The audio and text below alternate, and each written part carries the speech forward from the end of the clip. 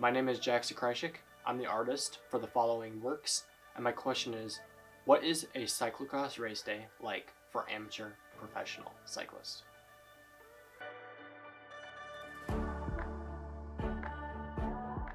It's important to note that I am actually a cyclocross athlete. I specialize in both road and cyclocross, and for this year, I made it a really good point to explain to those individuals that have never even seen the sport what it's like through the use of digital photography. Now, cyclocross is actually just another discipline of cycling. Actually, Wikipedia puts it down perfectly, and they say, cyclocross is a form of bicycle racing.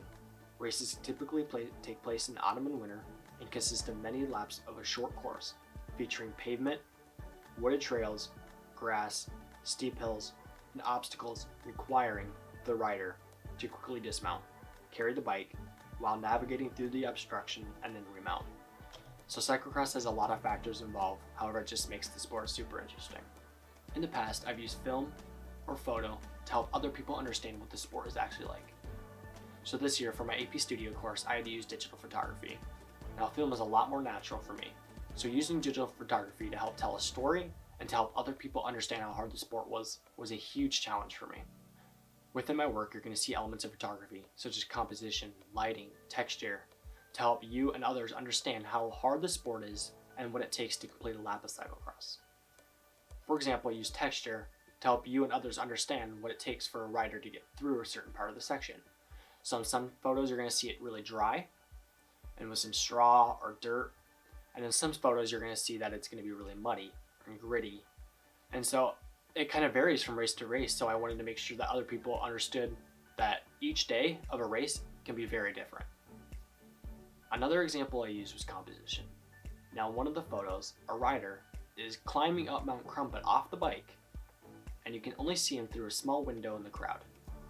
Now there's a few important elements within this photo that I really like.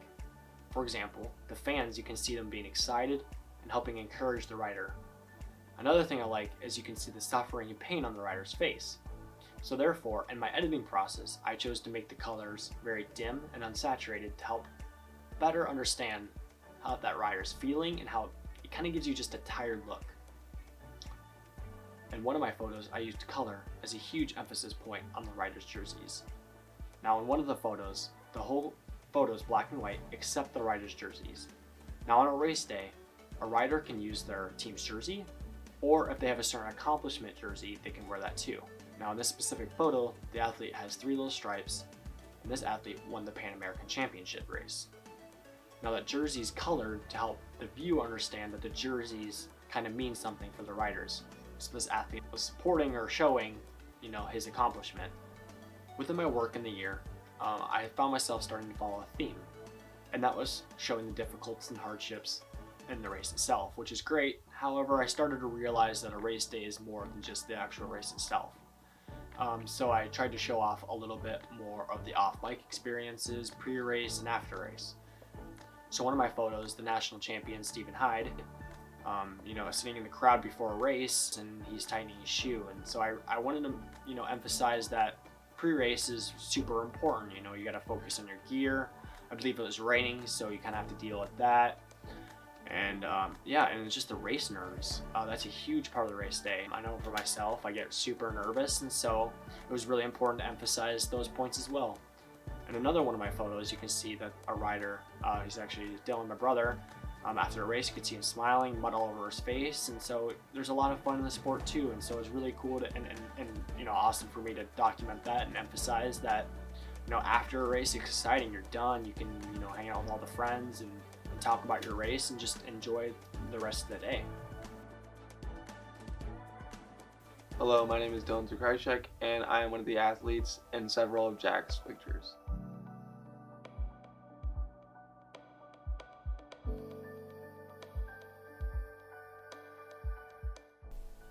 The conditions for a cross race can be so across the board. It can be anywhere from dry as a bone to you're riding through practically a swamp.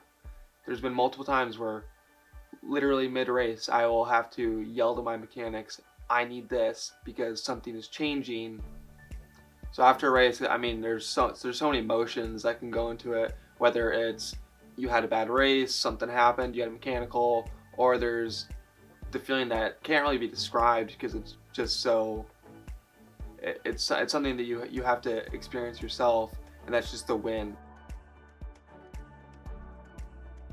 So I guess the reason why I like cyclocross is just the amount of things that gets thrown into it, and there's not just like a town, city, square that you're racing around, but there's so many obstacles and so many different like aspects to the race. It just makes it so exciting. Now, my process for each photo, varied from each, but I would say that I learned the most on site at the race. I found that when I went to a race and I'm trying to shoot photos, things change constantly. It's raining, it's pouring, and I have to make sure that my gear's all right. And there's 100 athletes going by, and the lighting's changing, so I'd have to change my aperture, shutter speed, and my focus, within 3 seconds. And so that was super difficult. In addition, my editing was I had to constantly edit and revise, and I would print off the image and I'd put it in my sketchbook, and I would circle things that I didn't like. I would Photoshop them out, and in addition, I would write notes along the side of my vision for that photo. And so I'd go into that editing room with the whole vision before I even started. So I did that for each photo, and a lot of them I had to Photoshop, distracting elements to make sure that the viewer focused on what I was actually trying to tell. I know in one of my photos, they're an athlete, I'd posted up for a victory, and there's a pole sticking right on his head, and I was like, oh man, I can't have that. So I Photoshopped that out, and that took a long time, but throughout that process, I practiced Photoshop, and my sketchbook was a huge help factor. Now, I evolved as an artist a lot. Like I said, film is a lot more natural for me, a lot easier for me to tell my story.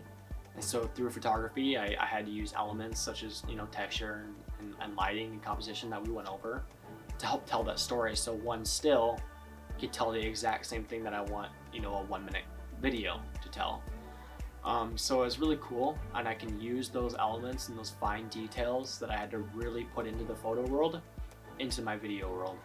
And I'm super grateful that I was able to go through that process. I would like to offer some advice to upcoming AP students or artists in general. My advice is to find something that you are super passionate about and find a way within your medium to express that. For myself, I use digital photography to show others the captivating sport of cyclocross.